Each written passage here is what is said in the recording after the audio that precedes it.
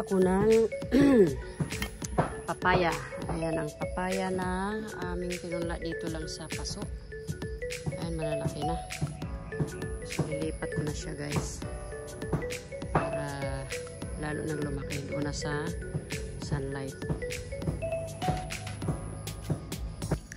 Ayan, guys. Nagbutas na ako dito.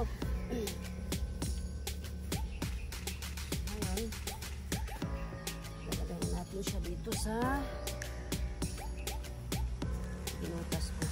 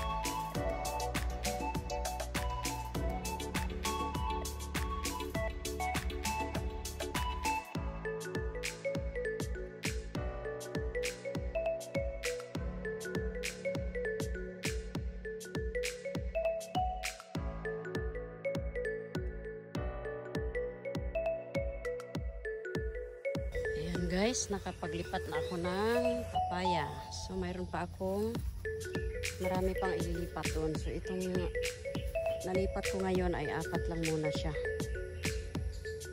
Ayan. Magbubutas pa ako ng dagdag na tataniman ko.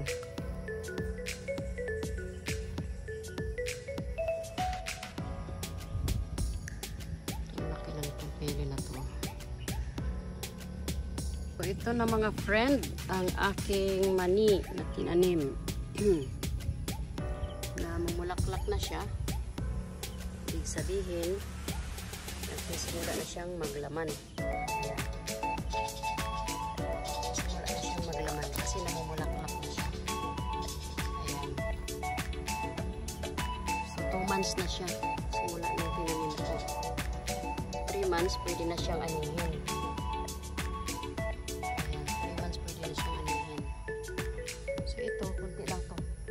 Lang to kasi pambinhi lang to eh. Pag inanin ko na siya, tatanim ko rin ulit para mas marami. Malalaki kasi itong yung pula na malalaking mani. Dala ko pagaling sa Cebu. So ayun siya mga friend. Ito naman ang aking munggo. Kasabay ng aking pagtanim ng mani. So 2 months na rin siya.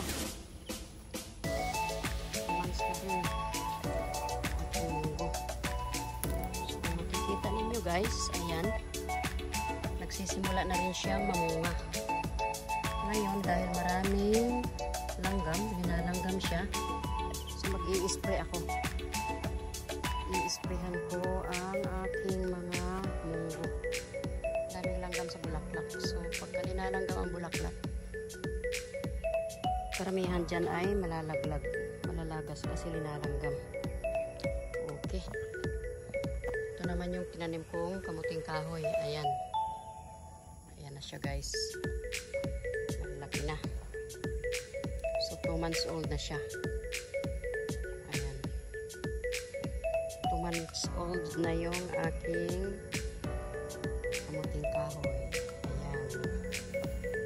2 months old na ang aking kamuting kahoy. So, 4 months more, pwede na siyang umpisahang bawasan. Ayan. Hanggang doon. Ayan, guys. So, ito naman yung aming tinanim na dragon fruit. Ito pa palang atalian. So, kailangan ko na itong talian. Ayan yan. Tatalian ko na siya. Ayan. So, dragon fruit na tanim namin to ay 3 weeks ago. 3 weeks ago na namin itong tinanim itong dragon fruit. Ayan. Ayan po siyang palihan na. At ang daming bayabas dito guys sa tabi ng aming dragon fruit. Ayan, ngain muna tayo ng bayabas. Dami.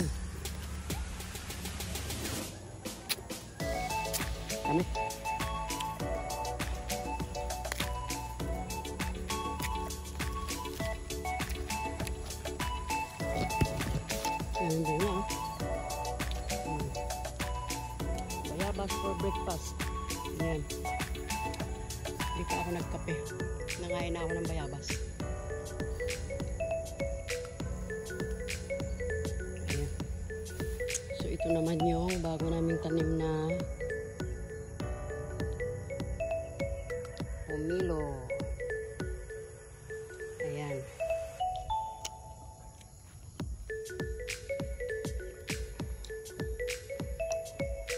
Ito yung isa.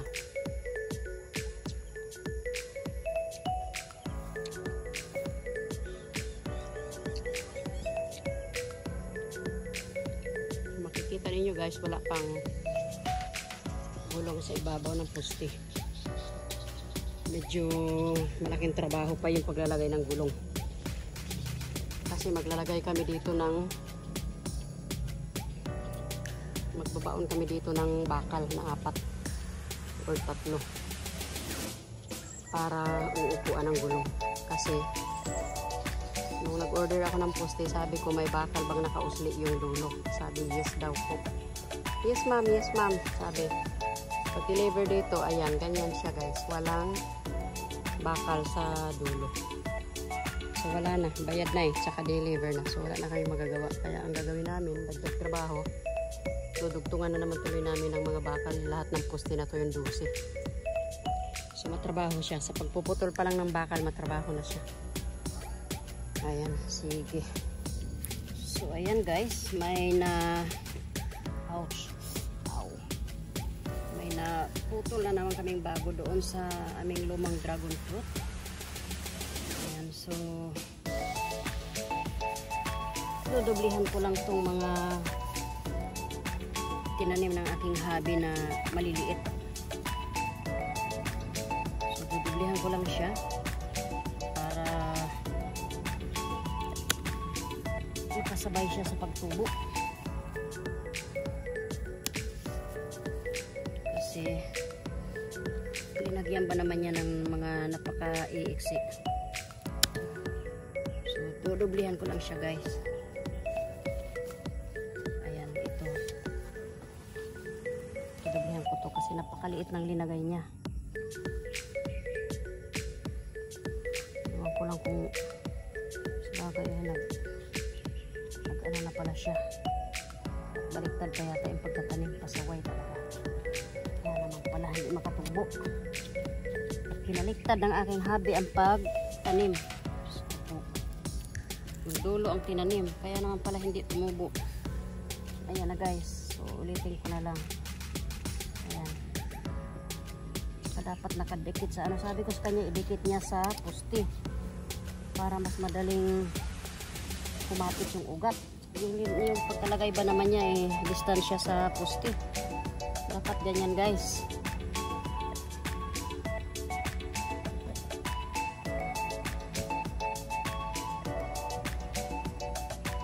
Ayan.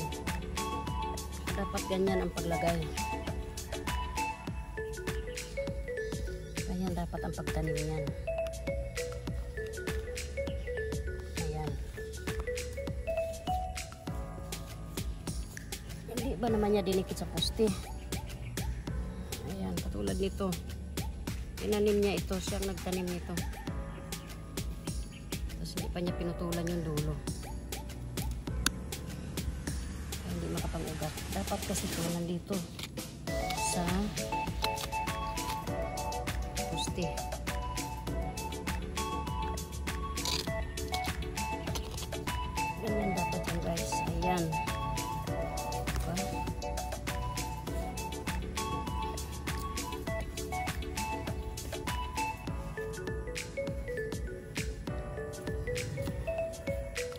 Dodoblehan ko yung mga linagay niyang maliliit.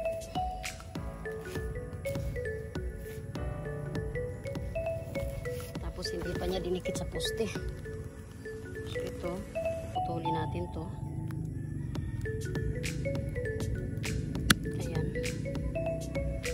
Tapos dudubli natin to sa dito sa linagay ng ating habi. Ayan, didikit natin siya sa poste. Para yung kapit niya dire-diretso. Ayan. Ganyan dapat.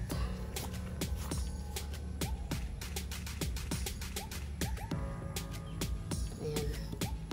So ngayon, para kapit na yung ugat niya. Ito may ugat. Ayan o. May ugat na siya, diba? Ayan. So, dapat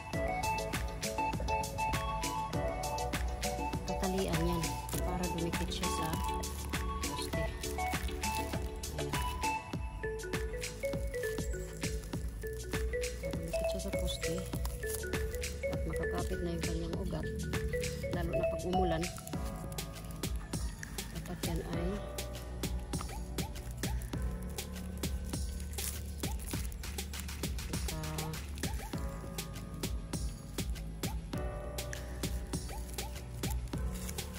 dikit talaga.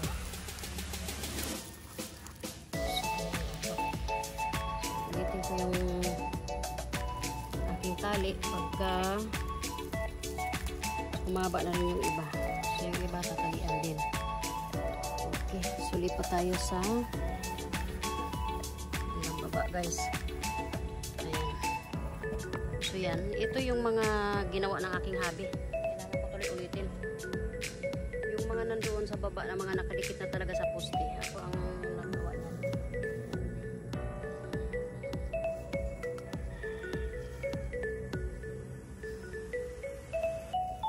Ouch. Oh, katinik naman. Ow. So, yan. So, ito.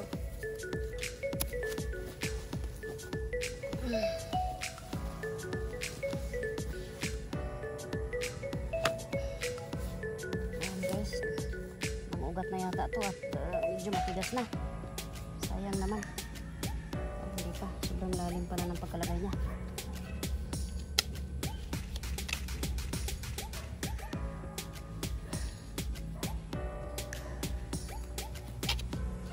Ayan. So, ganyan lang dapat na guys.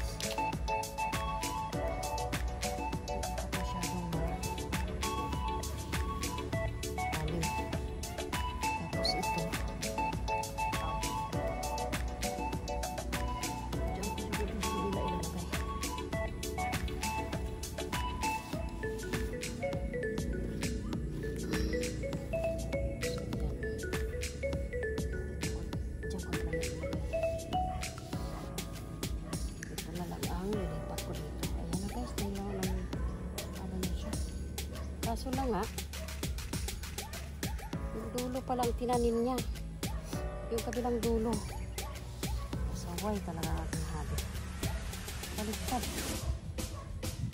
Dapat ganyan siya guys. Ganyan lang dapat siya. May tatali natin.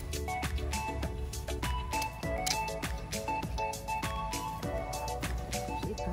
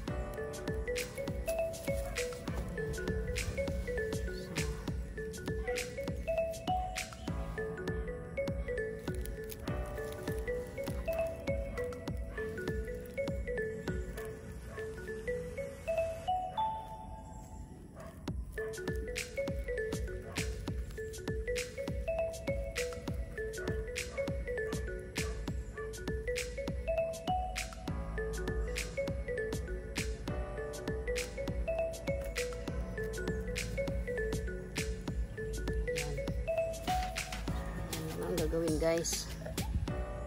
Ganyan siya. Ngayon, ayun. Uulitin ko pa yun. Ito. Uulitin ko na naman to guys. Kasi, yun na. Ang pagtanim ng aking hobby ay malayo sa poste. Dapat ito nakadikit sa poste. Tapos ang tinanim pa yata ay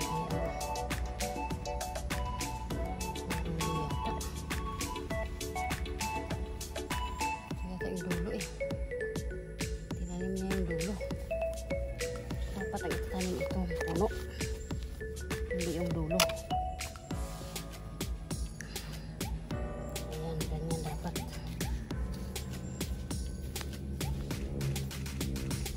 Ayan, lalayo sa poste.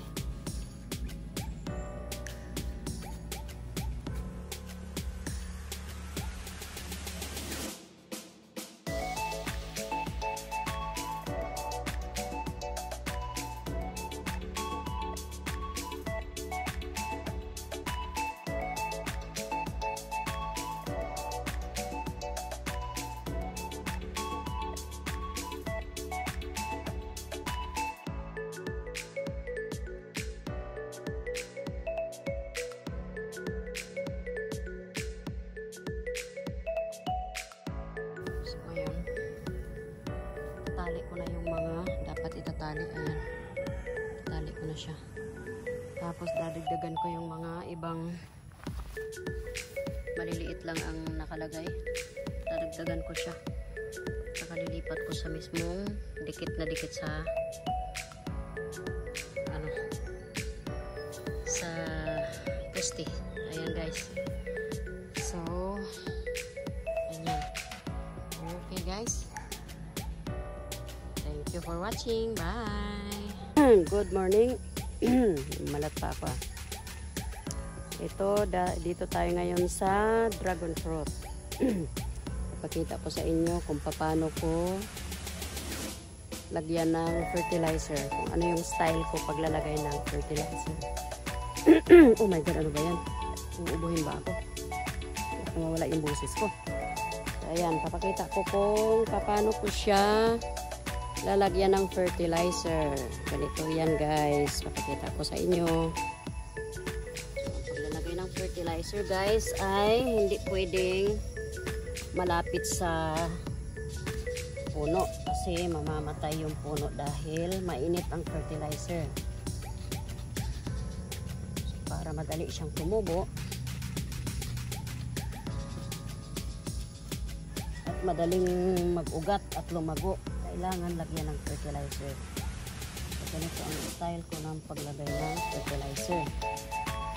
Usually, ang ginagawa namin doon sa mga puno ng prutas ay butas, kumbaga 4 na butas, mga isang dangkal yung lalim, 4, tapos lalagyan ng tag 1 kutsarang fertilizer. Pero ito, para na rin magkaroon ng ano yung puno, pinakapuno mismo, gaganyanin ko siya guys, para mas madaling matunaw, madaling mag-absorb yung tubig.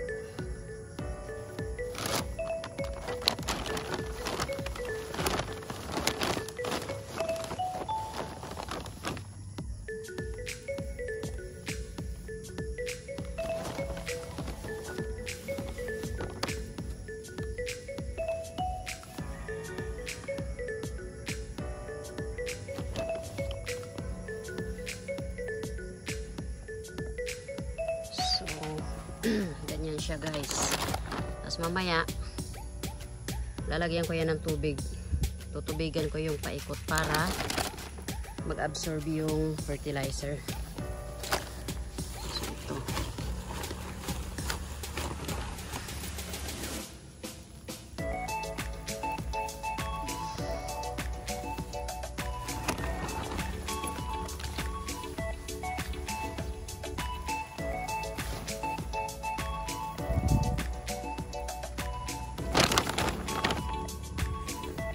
Ayan.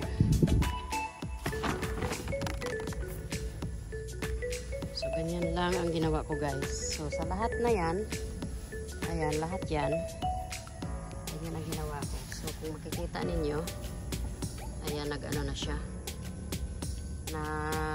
Diligan na siya, nalagyan ko na siya ng tubig. Ayan. So nag-absorb na yung fertilizer papunta sa baba. Sa ilalim. So makakain na ngayon siya ng dragon fruit. Pagka yung ugat, simula nang mag-ugat ang dragon fruit at makakain na niya yung fertilizer na nilagay ko. Ayan, lalago na siya. Ito na yung mga sprout niya. So ganyan ang ginawa ko dyan sa lahat ng puno. So ito na lang ang aking tatapusin. Ayan, lalagyan ko na lang yan ng tubig, yung dalawang yan na natira. Okay, tubigan na lang yan. Tapos proceed na ako doon sa mga prutas na puno. Doon naman ako maglalagay kasi every month talaga kasi yung paglalagay namin ng fertilizer eh. Once a month talaga yan para mas madali siyang lumago at saka maganda yung tubo niya. Ayan, proceed tayo sa mga prutas guys. Guys, ang aking mga puno ng prutas, ayan. Dito, binutas-butas ko yan, 4 na butas sa paikot. Ayan. Hindi ko tinakpan para bukas ng umaga pag nagdilig, dyan ibubuhos ang tubig sa mga butas fertilizer para matunaw na siya agad. Ganyan ang ginawa ko. Ayan guys. So sa lahat ng puno ng prutas namin, ganyan ang ginawa ko. Ayan. So ngayon ay 11 o'clock na ng tanghali. Tama na muna ito. Ayan. Lahat yan, yung mga puno na yan hanggang doon sa taas ay tapos na. Mayroon pa akong tatapusin dito banda sa baba. Siguro mga 6 na puno na lang yung tatapusin ko. Monday na. Sa ngayon tama na muna. Grabing init na talaga. Hindi na kaya. Nakakaubos na ng energy. Ayan aking hobby. Ito naman siya. Ito naman ang ginagawa niya yung kanyang foundation ng kanyang workshop. Ginagawa niya guys. So kanya-kanya kami na ginagawa niya. So ayun, pinapabalat ko ng nyug. Ayan, pinabalat ko ng nyug yung aking hobby. So bukas, hindi na muna kami magpa-farm kasi family banding na naman, Sunday as usual. So Monday na. Monday ko natapusin yung aking pag-fertilizer sa ibang puno. Bagay mga 6 na lang yun, kaya konti na lang. Plus yung aking mga gulay na naman. Kukultivate ko na naman yung mga puno. At gagawa ng mga kanal sa gitna.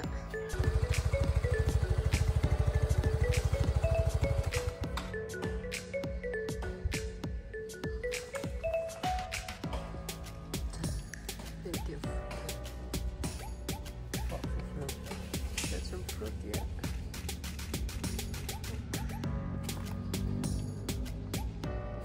We're not having any of them before, did we? That's okay. No, we don't have this before. That's fruit. Wow. So we've got little flowers on there. Yeah. The passion fruit are like that, similar to that, but bigger flowers. Yeah? Daming bunga ng aming kurumbot. Ayan. Daming kurumbot dito sa aming bakod. Ayan. Look at that guys. Hanggang dun. Ayan. Yan ang aming bakod sa labas. This one is herbal Hilba Maria, we call that. Ready? Yeah. Ayun pa guys, doon pa. Ayan. Okay, bye guys. We're going home now. We're going to ride our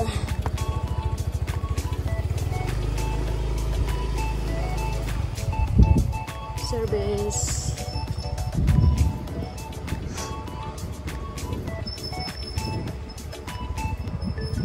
Ayan, ito ang bakod ng aming farm. Ayan siya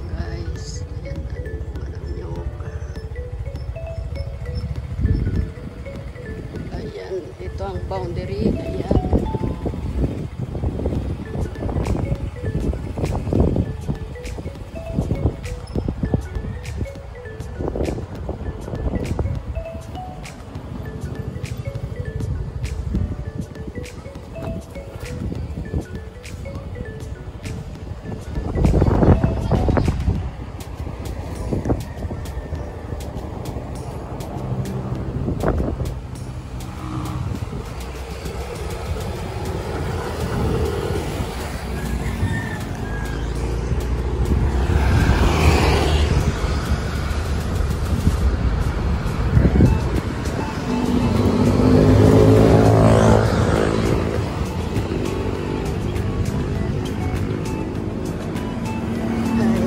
Dito na kami sa bahay. Ayan. Hobby. Yan ang aming service. Okay. So, ayan na guys. May bagong tanim na naman akong kamuting kahoy dito. Ayan. Isang linya. Dalawang linya. Tatlong linya. Ayan. Tanim na naman ako ng kamuting kahoy dito. 3, 4. Ayan. Sabi niya. Ayan. 4 na flat na naman yung natanim kong bagong kamuting kahoy. Ayan guys. So, at least hindi sabay-sabay ang harvest niya. Kasi yung isa, yung una kong tinanim, 6 weeks ago na yon. So 6 weeks old na siya. So bago akong tanim ngayon. So habang hina-harvest yun, ito naman malapit na rin i-harvest. Pag naubos yun, at least may kasunod. Ayan, may kasunod kaming bagong i-harvest. So ngayon guys, ang kadugtong nito dito, banda sa baba, ayan. Tataniman ko naman to dito ng mani. Mani ang itatanim ko dito kasi malambot ang lupa dito. Kaya mani ang itanim ko. So ayan ang aking papaya. Bukas magugulay ako ng papaya. So ayan ang aking baho-baho. Tawagin. Tigaw-tigaw naman sa amin. Ayan, ganda ng flower. At ang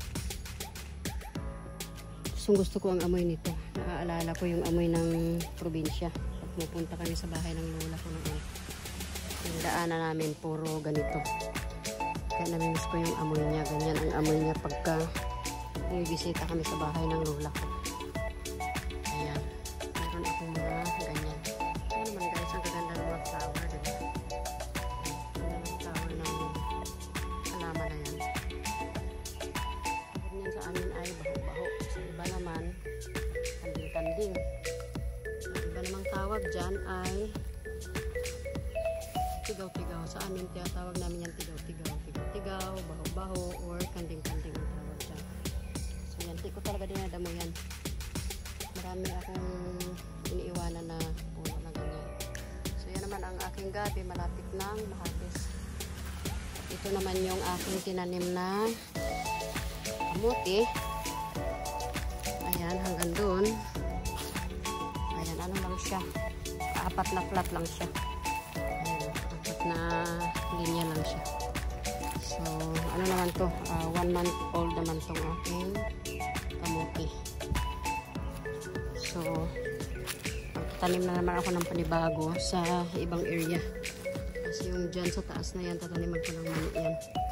So, ayan ang aming mga wild chili. Ang dami naming chili. Mga wild lang. Ayan o. Ayan. Ayan, mga wild chili lang yan. Ayan pa doon. Ayan. So, ito naman yung aking favorite na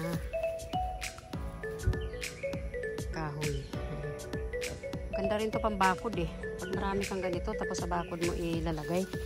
Matibay kasi ang puno nito. Kahit maliliit, matibay. Maganda siya pang bakod. Ayan. So, ayan na guys. So, araw-araw talaga kami nandito sa farm. Kasi ang daming kailangan gawin. Ayan, hindi pa nga namin na-clear. Bukas, ang gawin ko ay mag-activate muna ako dun sa aking talong at kamatis. Sa susunod araw, mag-grafted ako ng avocado at mangga. Tapos, sa susunod na araw naman, ayan, linisan ko yung saging. Ayan yung itak or yung karit na nabili ko kahapon sa Pampanga. Ayun, may bago na akong gagamitin. Buti yun kasi matalas na matalas. So, madaling maglinis. Ayan. Linis ako ng saging next day. I-video ko rin. I-vlog ko yung aking paglilinis ng saging next day. So, abangan nyo guys ang aking paglilinis ng saging. Para malinis na yan dyan. Okay guys? See you later!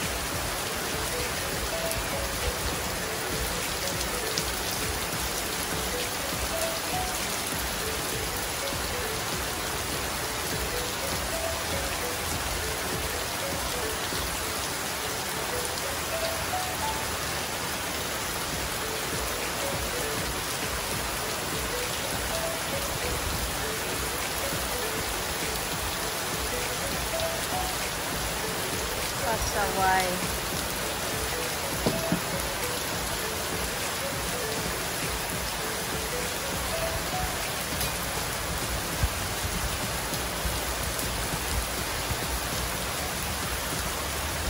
Tapos may eggplant eh. Huh? May eggplant.